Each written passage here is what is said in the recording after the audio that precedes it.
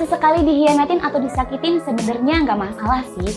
Tapi gimana ya kalau hal yang nyakitin kita atau pikiran kita itu terulang lagi? Dan parahnya, itu dilakuin sama orang di sekitar kita atau bahkan orang terdekat kita. And now, inilah saatnya buat kita untuk beropini. Sebenarnya kita nggak suka sama orang yang seperti apa sih? Let's fly!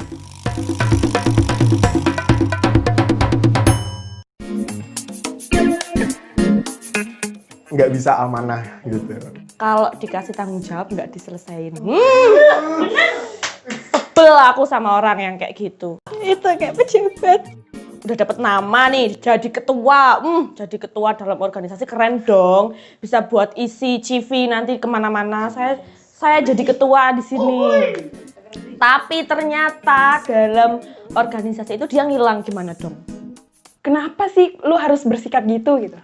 Please dong, kamu mbok hargai aku gitu loh. Kamu mbok hargai aku, kan aku ya wis ngaki kowe koyo ngene to, nopo kowe ra iso balik ke aku koyo ngene kayak.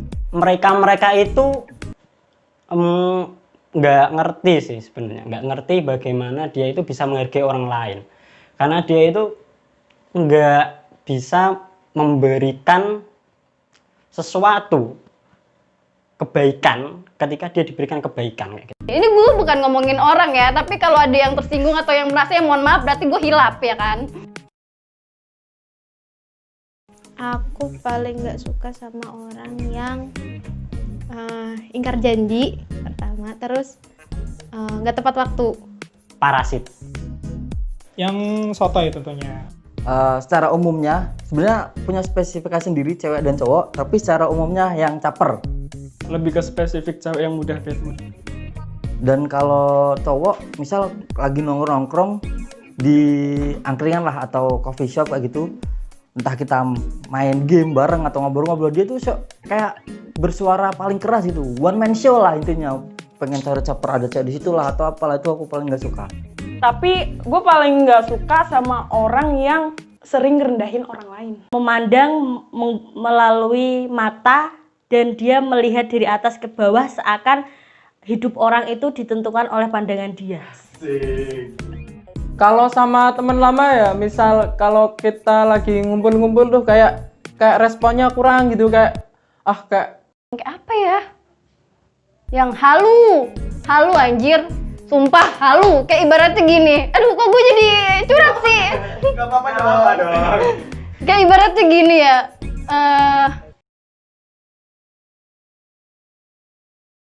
jadi kayak misal baru kenal terus dia kayak ngorek-ngorek masa lalu kayak gimana tuh, aku kurang suka kalau orang kayak gitu.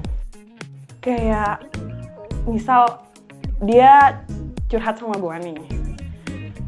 Oke, fine, dia kayak patah hati gitu loh. Tapi jatuhnya dia ngerendahin ceweknya cowoknya yang sekarang gitu. Jadi aku kayak Mungkin bisa aja dari perasaan gue sendiri, atau mungkin emang orangnya seperti itu. Gue juga kurang tahu lah.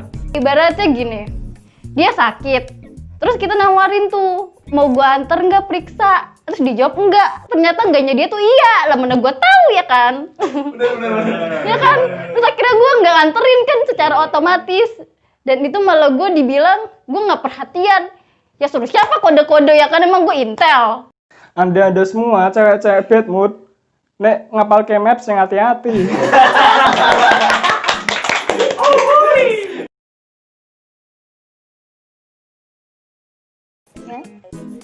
Milo tuh paling nggak suka sama orang yang kayak apa?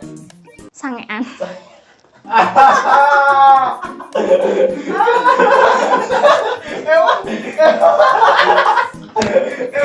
emang pernah ada gitu yang mencoba gitu, terus Milo tahu gitu. Ya ada sih, Ada. soalnya aku nggak percaya teman ya.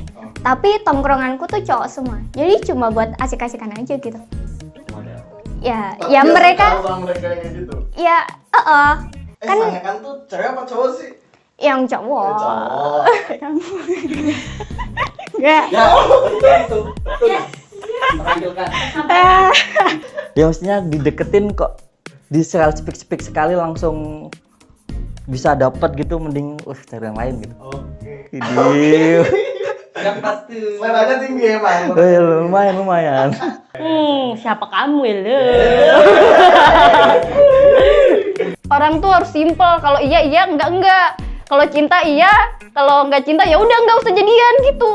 Simple. Tapi keselnya itu yang ditunggu tuh nggak sadar gitu loh, suka lama gitu. Aku nggak seneng sama yang Ya iya toh, wong jenenge kita hidup bersosial kan harus tetap tanggung jawab dengan apa yang sudah kita lakukan.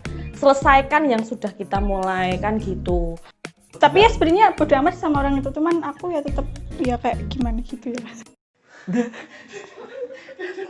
Oke, berarti Yang ibaratnya tuh definisi halu menurut gua. Gua nggak tahu ya.